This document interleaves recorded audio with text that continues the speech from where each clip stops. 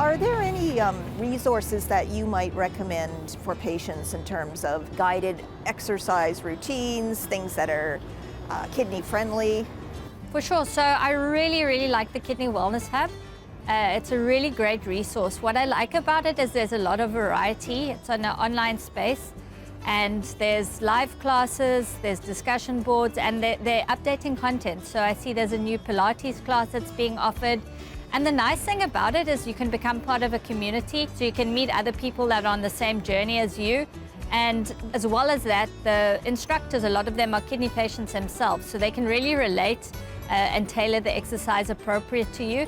So I think that really is like the foremost resource that I would recommend to our patients. And certainly the patients that are using it really enjoy it, and it keeps exercise interesting.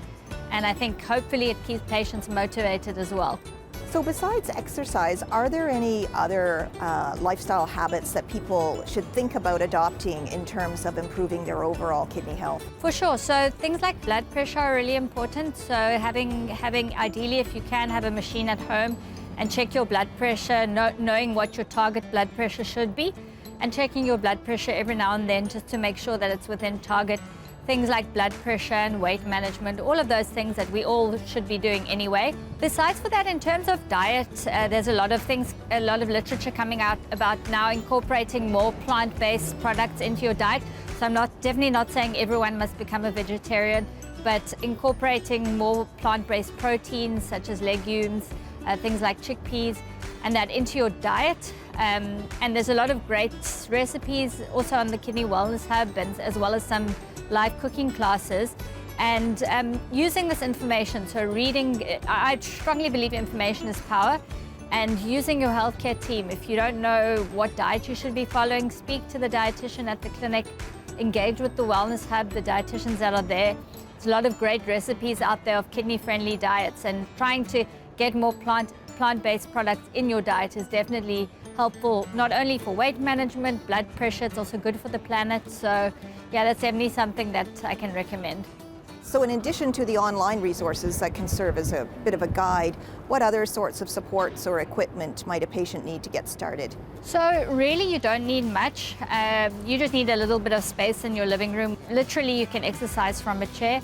And I think being creative, so if you don't have dumbbells at home, you can use like 1 liter bottles or 2 liter bottles, or use soup cans. A resistance band is also very helpful. Those are a few dollars. Lots of pharmacies even give them for free. And I think any form of like elastic resistance band is a very handy thing to have, and can be incorporated into a lot of exercises.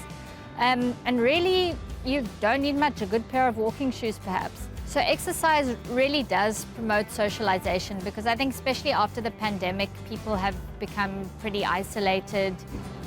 So having a community, having friends that you can exercise with, it's great for motivation. It's also great just for the social aspect. You're getting out the house, it's good for mental health. And it's also good to motivate you, so you can have friendly sparring, friendly competition with your exercise buddies. And it doesn't have to be in person, it can be online. But just that you feel that you're not alone in your journey, I think it really does help. So specific to dialysis and exercising, so hemodialysis is a misconception that if you have a fistula, you can't do things like lift weights. You actually can, as long as you don't put the weight directly on your fistula.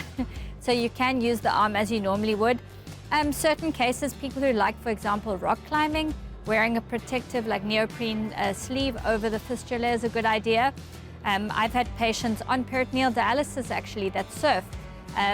Again, peritoneal dialysis patients think that they can't go in water, whereas the only water that they shouldn't go in are things like hot tubs or municipal pools. But if it's a clean body of water or the ocean, they can, as long as they clean their exercise after surfing and cover it if they can with an adhesive dressing. Many people still believe that they can't exercise, that they have to be careful because they've got fluid in their abdomen, but that's actually been proven to be a misconception. And in fact, in 2023, they released a whole set of guidelines for peritoneal dialysis patients and advice for them to exercise, and that it's safe for them. So really, we do encourage peritoneal dialysis patients to exercise. And it's amazing how much of a difference it makes to them to be able to exercise. because a lot of the peritoneal dialysis patients are generally a bit younger, a bit more independent. So they think they need to stop exercising, and when you tell them, no, actually you can still exercise, they really are very happy about it, and it keeps them healthy.